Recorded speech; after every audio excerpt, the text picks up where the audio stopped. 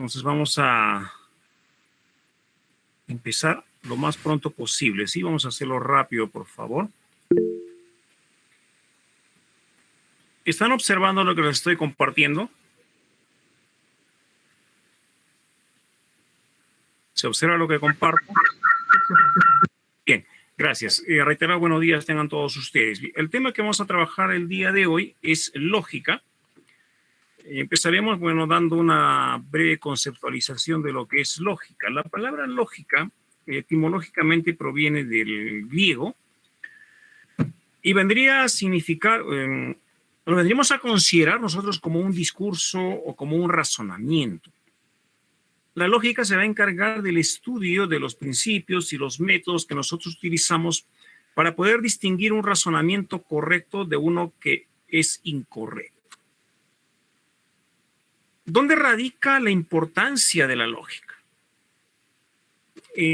Cuando nosotros tengamos la necesidad de poder elaborar un juicio en el cual necesariamente tenemos que confiar, el razonamiento correcto va a ser nuestro fundamento más sólido. Por lo tanto, los métodos y las técnicas que la lógica nos proporciona nos van a permitir poder discernir de manera confiable de que este razonamiento es el más adecuado. Si hablamos de lógica, necesariamente tenemos que hablar de proposición. Una proposición utiliza el lenguaje para su composición, para su expresión. Obligatoriamente, tenemos que hacer uso de las oraciones. Porque una proposición es una oración, pero no es cualquier tipo de oración. Las proposiciones solamente son oraciones aseverativas, es decir, aquellas que nos afirman algo.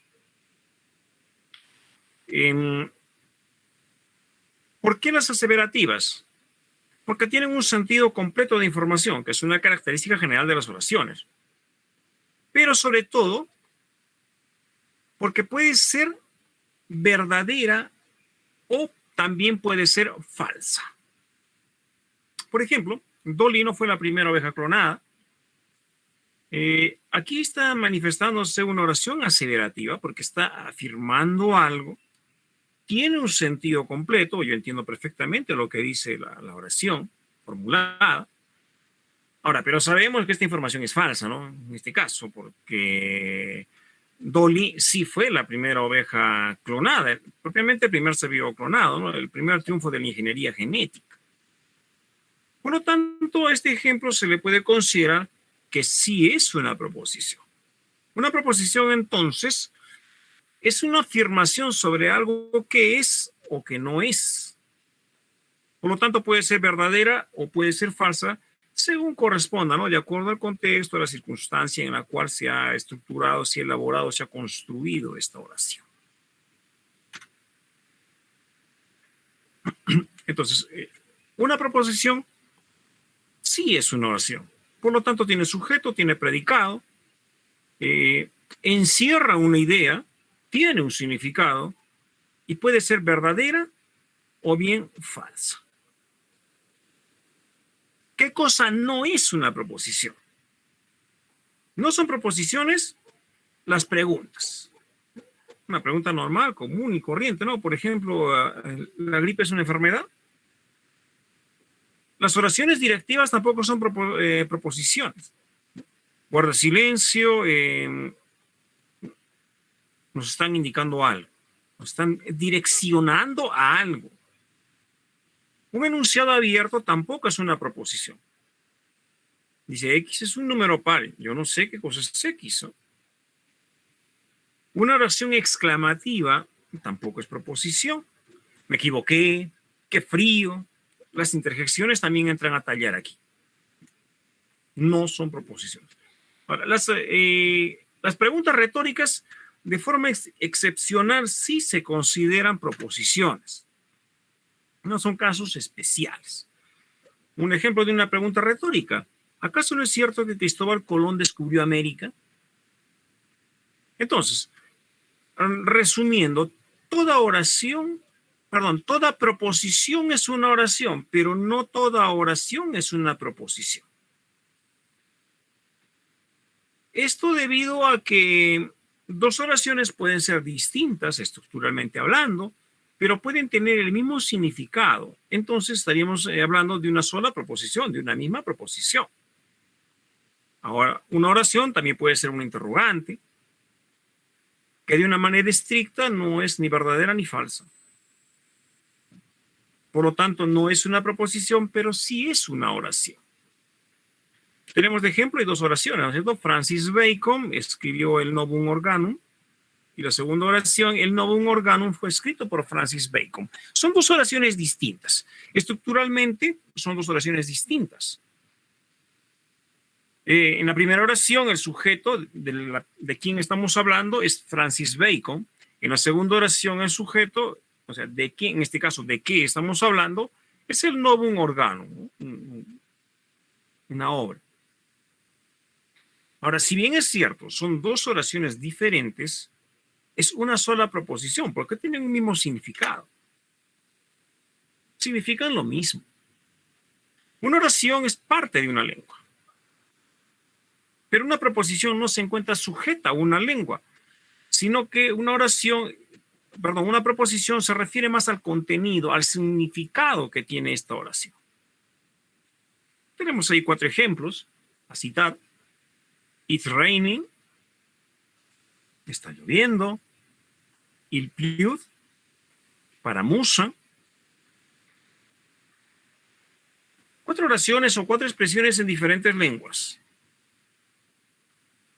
Pero es una misma proposición porque están aseverando lo mismo. Estructuralmente están construidas en 4 lenguas diferentes. Mismo significado. Una sola proposición. En lógica hablamos nosotros de argumentos. Sí, un argumento es un conjunto estructurado de proposiciones que van a reflejar una inferencia. ¿Y qué cosa es una inferencia? Una inferencia es ese proceso en el que se relacionan las proposiciones. Es decir, afirmando una proposición basada en otra proposición. Las inferencias son de 2 tipos, inmediatas y mediatas. Una inferencia inmediata es cuando de una proposición se extrae otra de una manera lineal en el acto. Están construidas propiamente dentro de una misma oración. Por ejemplo, si todo hombre es mortal, entonces ningún inmortal es hombre.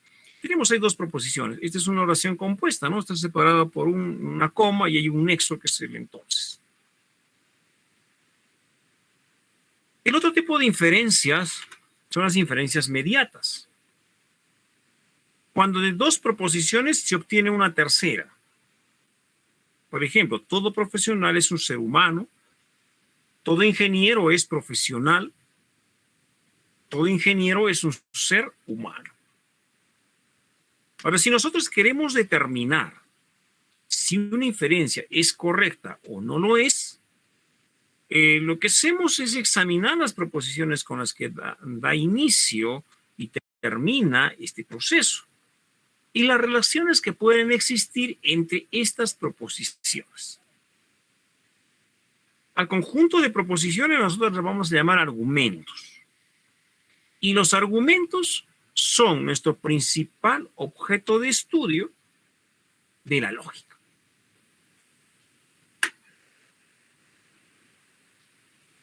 Mis 2 primeras proposiciones se llaman premisas y la tercera proposición es mi conclusión. El argumento, por más simple, por más sencillo que sea, necesariamente tiene que estar compuesto de una premisa y una conclusión. ¿No? Como en el caso de las que tienen las inferencias inmediatas, ¿no es cierto? Cuando está seguida en una misma oración separada por una coma. Ahora, a veces las premisas y la conclusión vienen en oraciones separadas, ¿no? Como en el caso de las inferencias mediatas, ¿no es cierto? Como tenemos 2 premisas y luego tenemos una conclusión al final.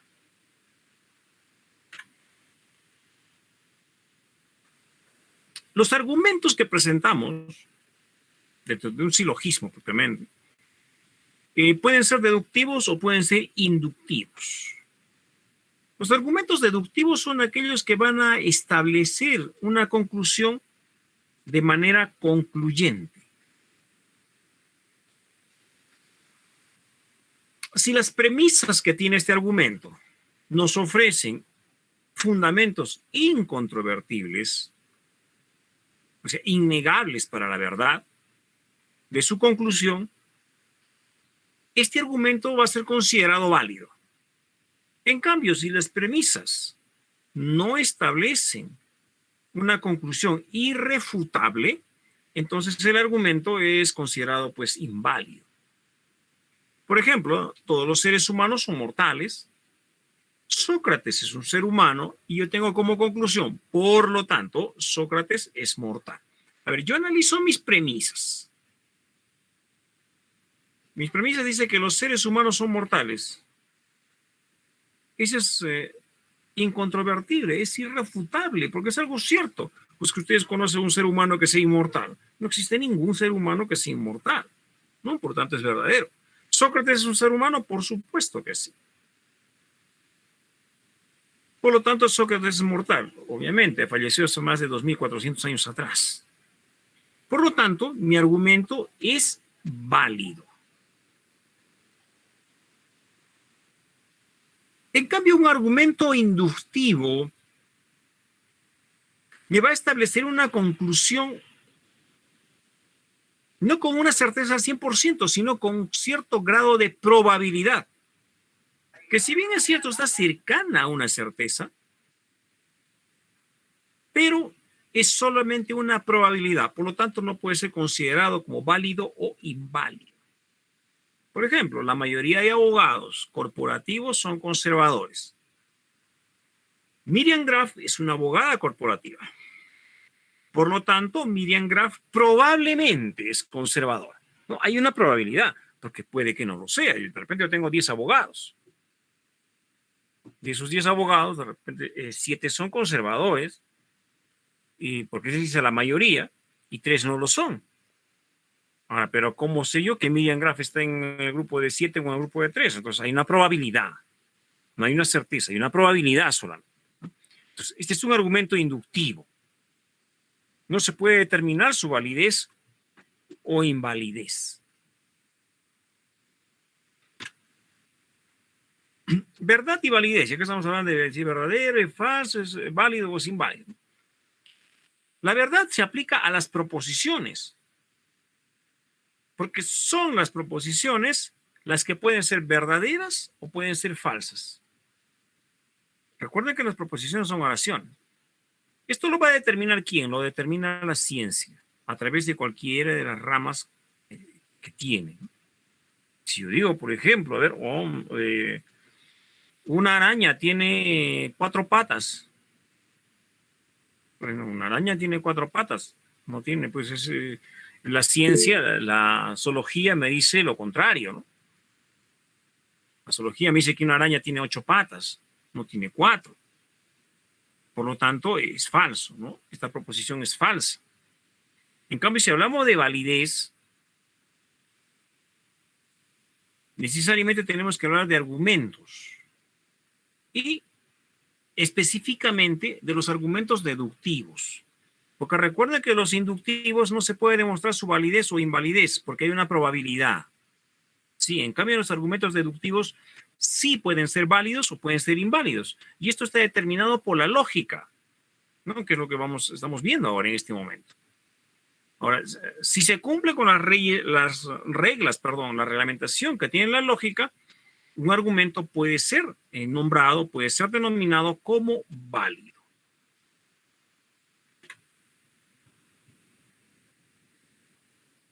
Como hablamos de argumentos deductivos, esta teoría de la deducción tiene por objetivo explicar las relaciones que existen entre las premisas y la conclusión dentro de un argumento que es válido, un argumento deductivo. Ahora, también tiene por objeto proveernos de técnicas necesarias para poder evaluar un argumento deductivo. Es decir, para poder discriminar entre las deducciones válidas de las inválidas.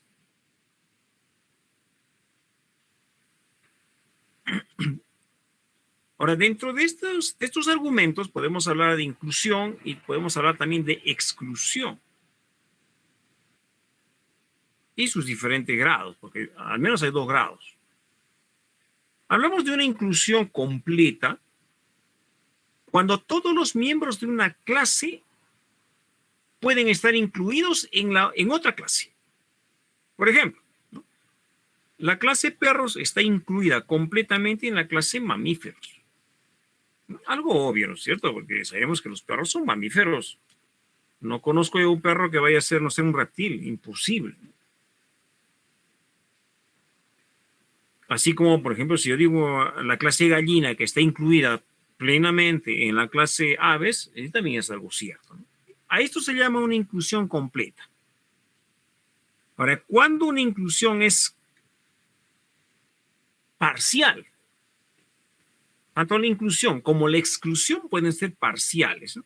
Cuando algunos, es decir, no todos los miembros de una clase pueden ser incluidos o excluidos en otra clase. Por ejemplo, la clase mujeres incluye parcialmente la clase atletas. ¿Por qué parcialmente? Porque no todas las mujeres son atletas. Hay mujeres que de repente practican otro tipo de deporte, ¿no? Diferente al atletismo. O simplemente no practican ninguna actividad física. Ahora, si lo vemos del otro lado, los atletas o las atletas, el grupo atletas, la clase atletas, está compuesto de hombres o de mujeres. No exclusivamente de uno de ellos. Y por último tenemos la exclusión total, cuando 2 clases no tienen miembros en común, ¿no? Tenemos el ejemplo ahí, la clase herbívoros excluye la clase omnívoros. Estamos hablando de estas 2 clases. Es decir, que no puede haber un herbívoro que es carnívoro también o un carnívoro que también es herbívoro. Ahora, si me van a decir, profesor, pero nosotros comemos hierbitas y también carne, vegetales y seres animales, pero nosotros somos omnívoros, es otra clase. No, acá estamos hablando exclusivamente de animales de la clase herbívoros y la clase carnívoros. Es como que tú me quisieras decir de que tu vaca se va a servir un filete. No creo que lo haga, no lo va a hacer. O que un carnívoro, un exclusivo, un león, vaya a comerse una ensalada de frutas, no, tampoco lo va a hacer. Entonces, estas 2 clases son totalmente excluyentes. Hay una exclusión total. Listo. Este cuadrito. Proposiciones categóricas. Este cuadrito para la lógica es importante. Necesariamente tenemos que memorizar. De la memorización de este cuadrito podemos nosotros ya después resolver ejercicios de lógica que nos puedan presentar, que nos puedan plantear. Las proposiciones categóricas van a afirmar una relación entre 2 categorías. Y existen 4 proposiciones categóricas de forma estándar. Todo sujeto es predicado, todo S es P. La S se representa el sujeto, la P el predicado. ¿Ok? Ningún sujeto es predicado, algún sujeto es predicado, algún sujeto no es predicado. Por ejemplo, tenemos una oración, una proposición ahí. Los políticos son mentirosos. Y debajo tenemos los 4 tipos de proposición. En la primera, todo sujeto es predicado. Y si utilizamos la oración de ejemplo, todos los políticos son mentirosos. Segunda proposición, ningún sujeto es predicado, ningún político es mentiroso. Algún sujeto es predicado, algún político es mentiroso, algún sujeto no es predicado, algún político no es mentiroso. Vamos a desglosar ahorita parte por parte, no se preocupe. Una proposición categórica tiene 3 características: cantidad, cualidad, distribución. La cantidad está determinada a que si se refiere a todos los miembros de una clase o solamente a algunos. Entonces podemos decir que una proposición por su cantidad puede ser universal o particular. Universal si son todos, particular si solamente son algunos. En cuanto a su cualidad, son afirmativas y negativas, dependiendo si están afirmando o están negando algo. ¿Y eso dónde está? También en su cuadrito. Pues decía que el cuadrito es un resumen de todo.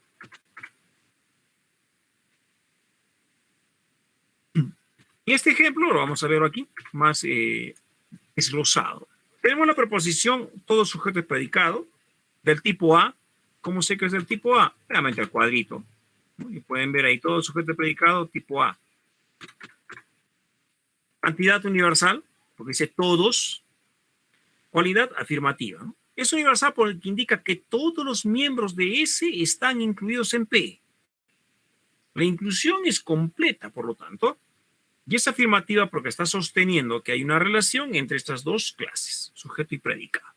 En el ejemplo, todos los políticos son mentirosos. La segunda proposición, ningún sujeto es predicado, tipo E, cantidad universal, cualidad negativa. Ahora, es universal porque cualquier miembro de la clase S está excluida en la clase P. Esta exclusión es completa porque dice ningún. Es negativa porque está negando. Niega que hay una relación entre estas dos clases, sujeto predicado, SP, ¿no? En el ejemplo, ningún político es mentiroso.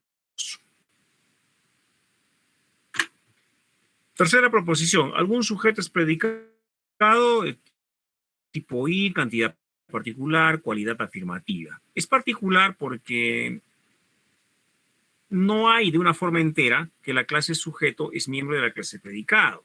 Por lo tanto, su inclusión es parcial, solamente algunos. Es afirmativa porque sostiene, está afirmando que al menos algún miembro de la clase S está en relación con la clase P. En nuestro ejemplo, algún político es mentiroso.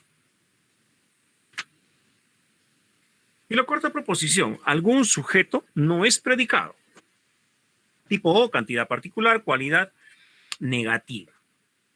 Ahora es particular porque no de una forma entera la clase S no es miembro de la clase P. Acá también se presenta una exclusión parcial, negativa porque está negando que al menos algún miembro de la clase S no está en relación con la clase P. En nuestro ejemplo, algún político no es mentiroso. La tercera característica, como les dije, la distribución, que es la forma en que nosotros vamos a caracterizar el hecho de que los términos de una proposición categórica se están refiriéndose a todos los miembros de una clase designada por este término. Mejor veamos el cuadro, que está más sencillo de interpretar, ¿sí? Entonces acá tenemos los cuatro tipos de proposiciones, A, E, I, O, donde A todo sujeto es predicado, y sabemos que solamente la clase sujeto está distribuida. Del tipo E, ningún sujeto es predicado, ambas clases, sujeto y predicado, están distribuidas. Tipo I, algún sujeto es predicado, no hay ninguna distribución acá. Y la última proposición, tipo O, algún sujeto no es predicado. La distribución solamente se encuentra en la clase P, en el predicado.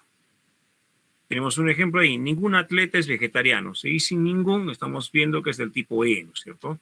Donde ningún S es P. O sea, no hay distribución. Porque hay una exclusión. Ninguno se está excluyendo. No, toda la clase atleta está excluida de la clase vegetariano. Y de la misma manera, la clase vegetariano está excluida de la clase atleta, de manera tal. Silogismos categóricos de forma estándar. En cualquier argumento deductivo, porque recuerden que trabajamos con los deductivos, no podemos trabajar con los inductivos.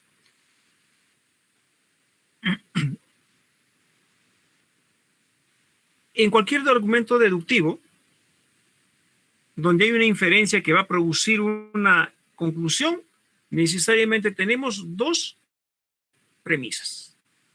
Se llaman categóricos porque son argumentos que están basados en las relaciones de clases o bien categorías.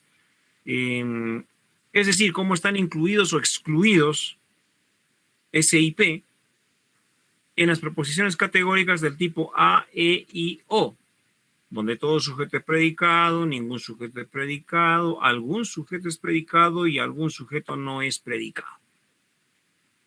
Las llamamos de forma estándar porque están en un orden, ¿no? Primero van las dos premisas y luego viene la conclusión.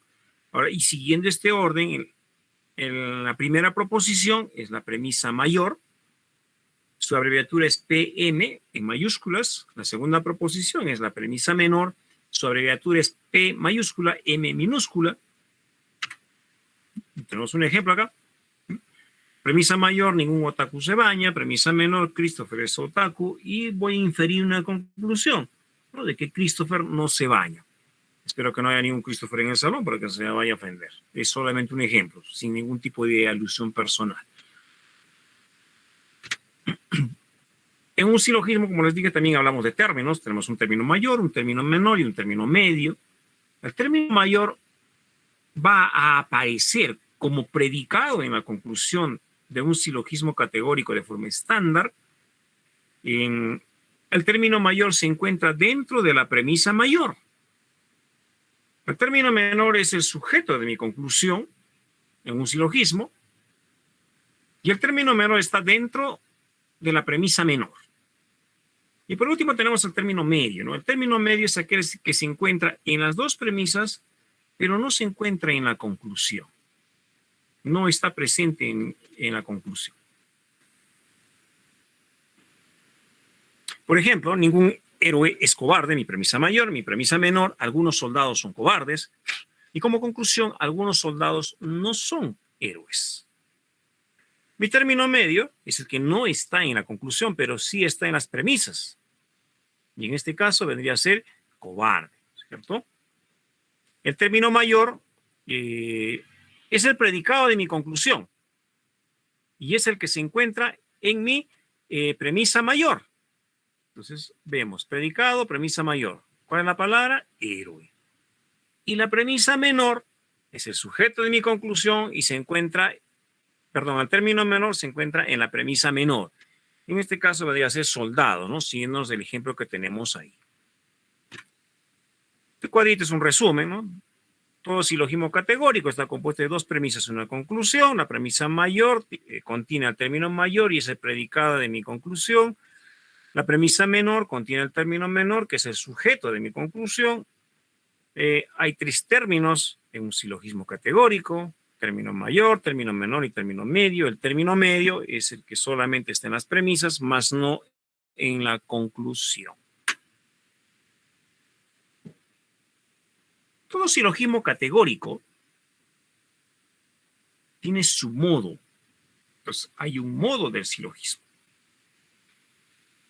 Este modo va a estar determinado por las letras, por los tipos A, E, I, O, que son las letras que representan las cuatro proposiciones categóricas de forma estándar. Ahora, un silogismo categórico de forma estándar tiene tres proposiciones, dos premisas y una conclusión. Por lo tanto, un silogismo debe tener tres letras, cada una representando de manera ordenada premisa mayor, premisa menor y por último la conclusión. Por ejemplo, todos los grandes científicos son graduados universitarios, premisa mayor, premisa menor. Algunos atletas profesionales son graduados universitarios. Conclusión, algunos atletas profesionales son grandes científicos. Entonces, hago uso de mi memoria, recurro a recordar el primer cuadrito que les dije en resumen, y tengo la oración. Todos los grandes científicos son graduados universitarios. Todos. Todo SSP. A es el tipo A. Algunos atletas, etcétera. Algún SSP, tipo I. Algunos atletas profesionales, lo que sí. Nuevamente, algún SSP, tipo I. Entonces, mi modo vendría a ser A, I, I. Y por último tenemos la figura del silogismo. Todo silogismo tiene una figura.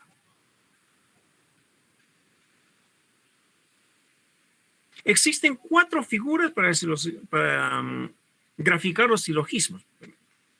De estas 4, las 3 primeras son las más utilizadas. La cuarta es muy poco utilizada.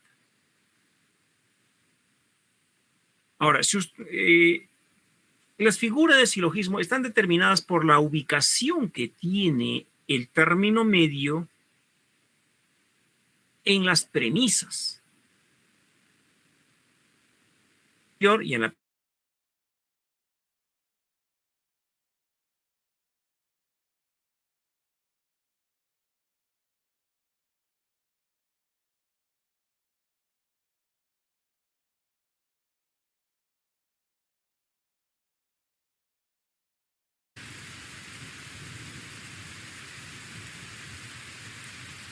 ubiquemos nuestros términos, ¿no? El término mayor está en la premisa mayor, recuerden, y es el predicado de mi conclusión.